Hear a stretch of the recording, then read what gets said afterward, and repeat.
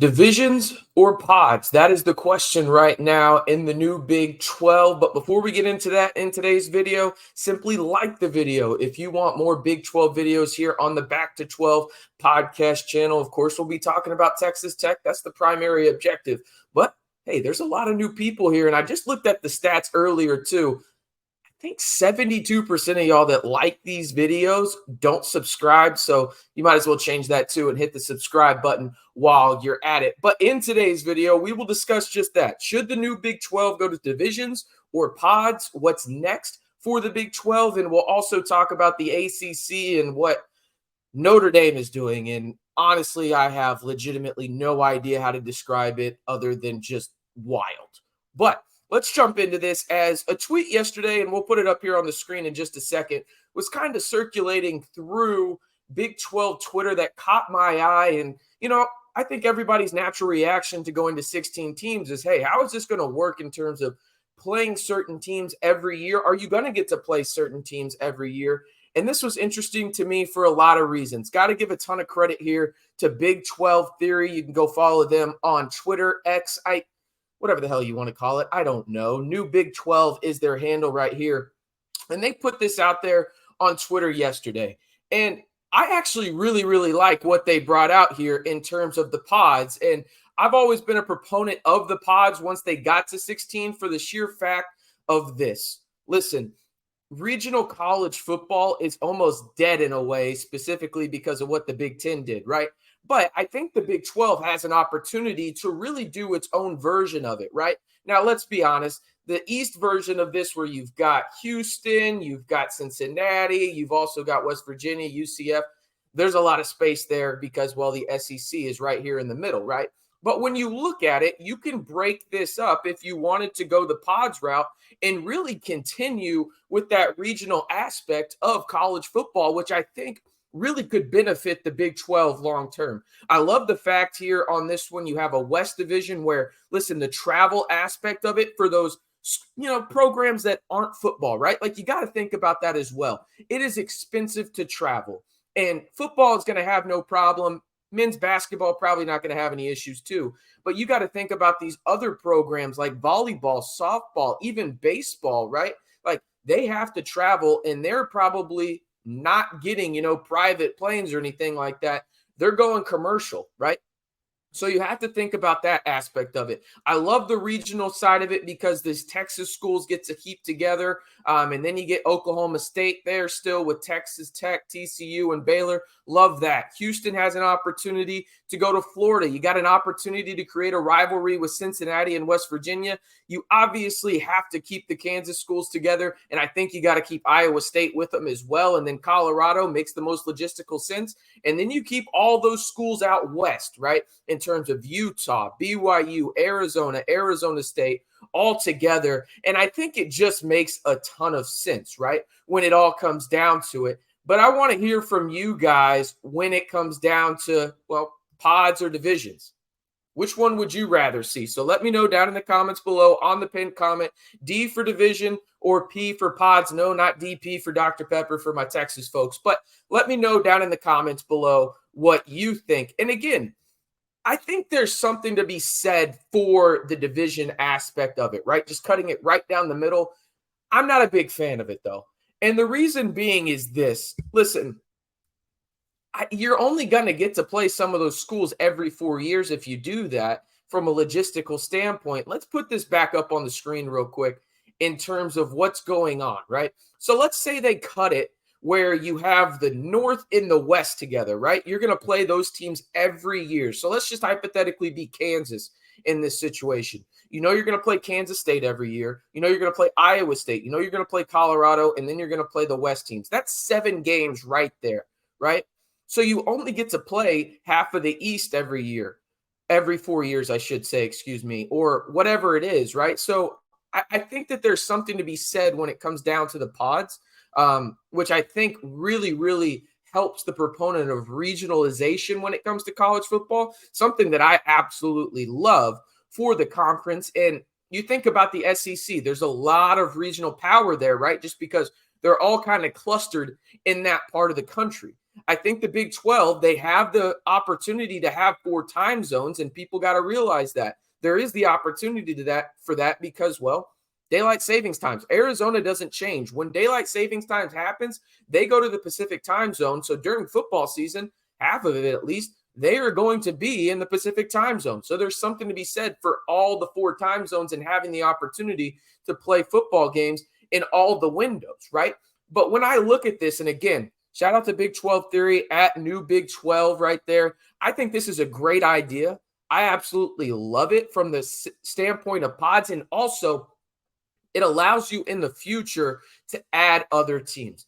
And I think that that's something that needs to be said, right? Like when you look at everything the Big 12 has done to get to this point, right? 16 teams.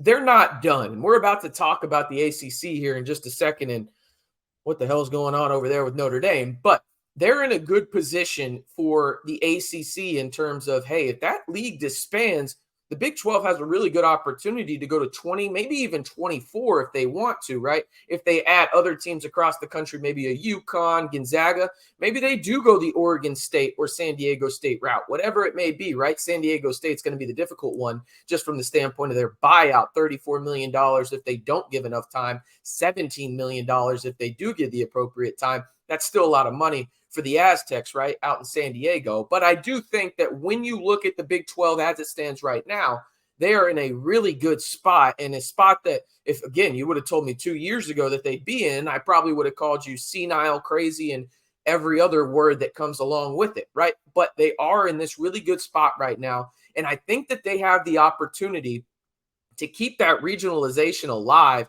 in college football. And really, I think that that's something that people covet, right? Like these time zones and everything are great to have. Don't get me wrong. But if you have the opportunity to play 3 teams that you know from the jump every year, you're going to play them. I think there's something to be said for that and creating rivalries long term and really stabilizing the conference and allowing teams to have that trash talk, those fan bases to go back and forth, right? There's something to be said for that because I think that's one of the beautiful aspects of college football that we're kind of getting away from. But the Big 12 has an opportunity if they go the pods route, which I think is probably better from the standpoint of doing that. If you want to stay in the regional aspect of college football, you can still do it with the division. I just don't like the aspect personally, and I want to hear from you guys in terms of you're only going to get to play the teams on the opposite side of the conference maybe once every 4 years, and that's as it stands right now in terms of when it's 16 teams, and I don't think the Big 12 is done at all when it comes down to it. Let's get into this Notre Dame stuff, though.